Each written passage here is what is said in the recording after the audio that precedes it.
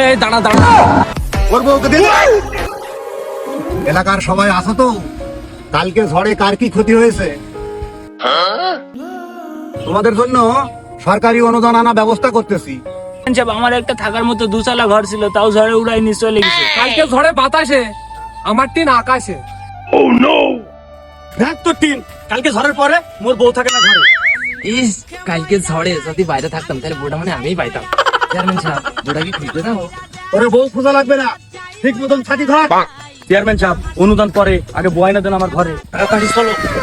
Chairman সাহেব ঘরের প্রতি লিস্ট করতেছে, দেরিতে গেলে পাবো না। চেয়ারম্যান সাহেব, আইতে একটু দেরি হয়ে গেছে। চেয়ারম্যান সাহেব, এই যে আমার বউ। বউ, তুমি সারা রাত কইছিলা? আসো আসো, এদিকে আসো। এই দাঁড়া দাঁড়া, এই বউ দেয়া যাবে না, বউ আমি ঝড়ে পেয়েছি। ইস, কি মিস্টাই না করলাম। ওই ঝড়ে পাইলে কি বউ তোর হয়? ওর বউকে দিয়ে দে। চেয়ারম্যান সাহেব, আমি অত বলদ না। ঝড়ে যদি কেউ আম টুকায় পায়, সেই আম কি ফেরত দেয়? আমি ঝড়ে বউ পেয়েছি, এ বউ আমি ফেরত দেবো কেন? চলো বউ, ঘরে যাই।